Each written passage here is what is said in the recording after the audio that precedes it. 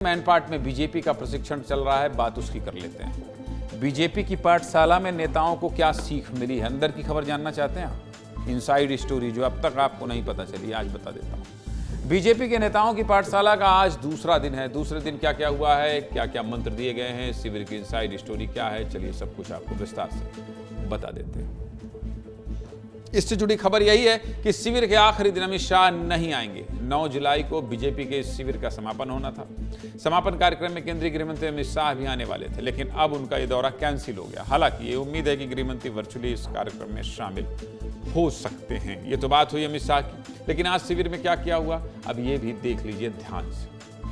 JP Nadda के बाद केंद्रीय कृषि मंत्री शिवराज सिंह चौहान आज मैनपाट पहुंचे। दूसरे दिन के शिविर की शुरुआत योग के साथ हुई। मुख्यमंत्री विष्णुदेव साय, प्रदेश अध्यक्ष किरण सिंह देव समेत सभी मंत्रियों ने योग किया। इसके बाद राष्ट्रीय महामंत्री विनोद तावड़े और कृषि मंत्री शिवराज सिंह चौहान ने नेताओं को कई टिप्स दिए। शिविर के बाद सभी नेता एक साथ उल्टा पानी घूमने गए।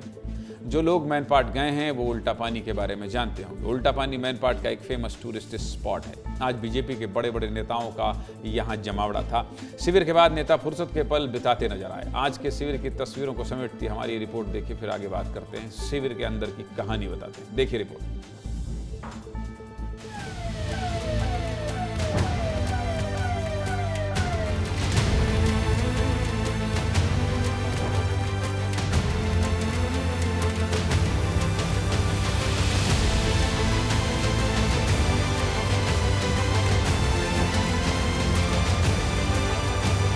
हमारे जो माननीय कार्यकर्ता हमारे विधायकगण हैं वो और बेहतर करे, इसके दृष्टि से सरकार अभ्यास वर्ग लगाए। जो नरेंद्र मोदी जी की सरकार है वो दीनदयाल उपाध्याय जी के एकात्म मानववाद के ऊपर में चल रही है। दर्शकों और उनके द्वारा बताई गई बातों को और जो एकात्म मानववाद है उसको हम जन जन तक पहुंचाएं, उसके अनुसार हम सेवा का काम करें। हमारी पार्टी अंत्योदय के सिद्धांत को आत्मसात करते हुए आगे बढ़ रही है।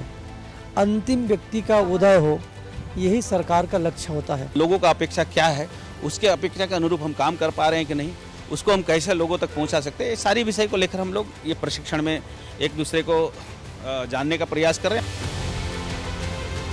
प्रशिक्षण से हम लोगों को अपने कार्यों को और भी बेहतर तरीके से करने की जानकारियाँ मिल रही हैं और इस प्रशिक्षण के बाद हम लोगों में और निखार भी आएगा।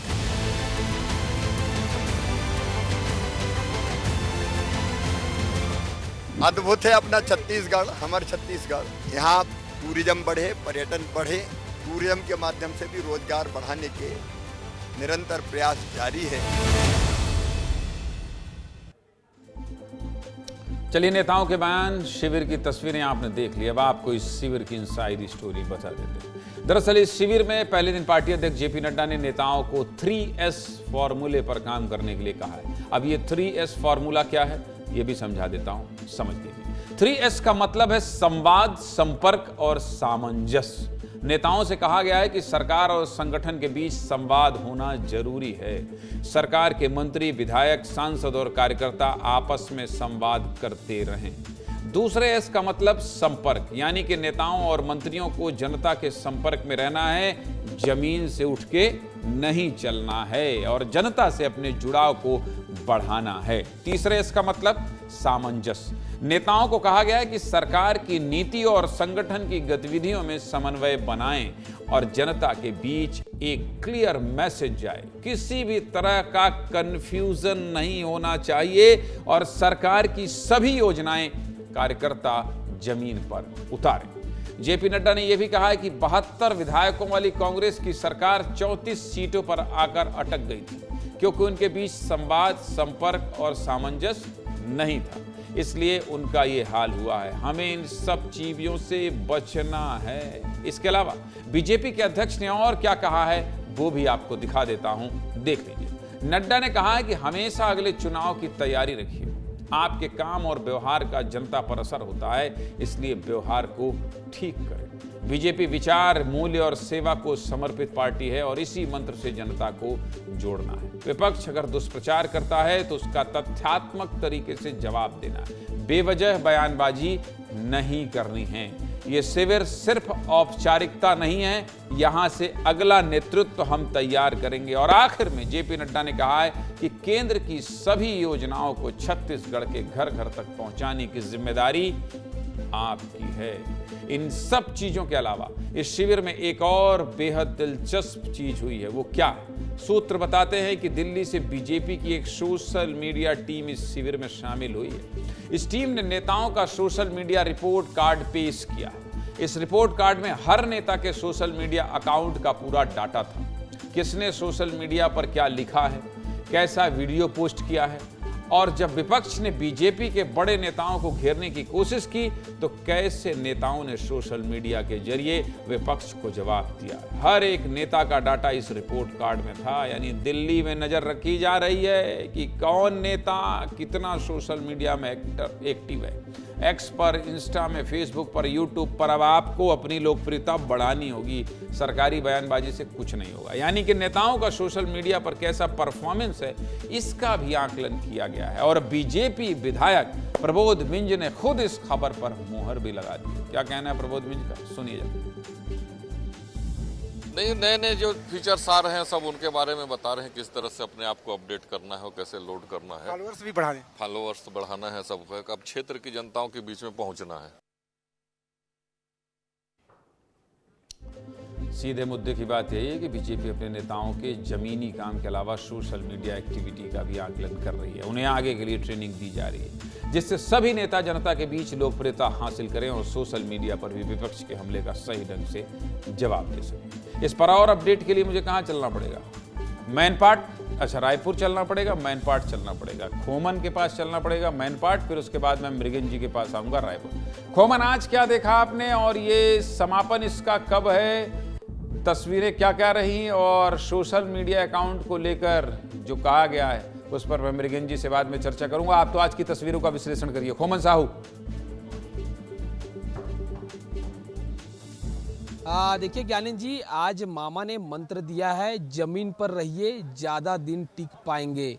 जब मामा का जिस तरीके से केंद्रीय कृषि मंत्री हैं शिवराज सिंह चौहान जब मैनपाट पहुंचे, उनके बाद जब उनका 2 घंटे का सेशन शुरू हुआ, लोक व्यवहार और टाइम मैनेजमेंट को लेकर सांसद और विधायकों को उन्होंने साफ तौर पर कहा, जमीन पर रहिए, ज़्यादा दिन टिक पाएंगे। दूसरी ओर उन्होंने कहा कि टाइम मैनेजमेंट क्योंकि बहुत सारे 30 से जैसे ज़्यादा विधायक जो है वो पहली बार चुन कर आए हैं, तो टाइम मैनेजमेंट कैसे करना है उनका भी टिप्स वो देते हुए नजर आए। आधा दर्जन से ज़्यादा जो सांसद है वो पहली बार चुन के आए हैं ज्ञानंद जी, तो उनको भी टिप्स देते हुए नजर आए।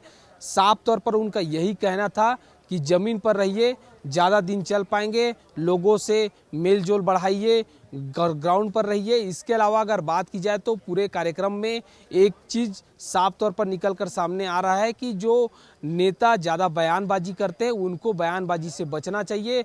दूसरी ओर एक और चीज़ निकल कर आई, जो टीम आज सामने आई थी सोशल मीडिया की, जो विनोद तावड़े जो राष्ट्रीय महामंत्री हैं, उन्होंने कहा है कि उन्होंने एक तरीके से नसीहत भी विधायकों और सांसदों को दी है कि सोशल मीडिया में एक्टिव हो जाइए, क्योंकि सोशल मीडिया के माध्यम से ही लोग राष्ट्रीय लेवल पर, प्रदेश में क्षेत्र की जनता जुड़ती है, देखती है, समझती है कि विधायक आपका कैसा काम करे। तो कुल मिलाकर सोशल मीडिया और मंत्र मामा ने आज दिया है जी, दिया है, लेकिन वो मंत्र जो मंत्र अंदर से तंत्र के रूप में काम कर रहा है, मृगेन जी उस तंत्र मंत्र को बताइए कि इस मंत्र का पूरे तंत्र में क्या असर होने वाला है। और सोशल मीडिया की बात जो खोमन कह रहे हैं वो तो हम लोग जान ही गए हैं कि सबको कहा गया है भाई साहब राष्ट्रीय स्तर पर अगर कोई बयान आ रहा है तो आप अपने लेवल पे क्या काउंटर कर रहे हैं, लेकिन इस तंत्र का, इस मंत्र का पूरे सिस्टम पर क्या असर होगा और किस तरह से बीजेपी का अनुशासन नए सिरे से दिखाई देगा, आपके सूत्र क्या कह रहे हैं मृगेन जी?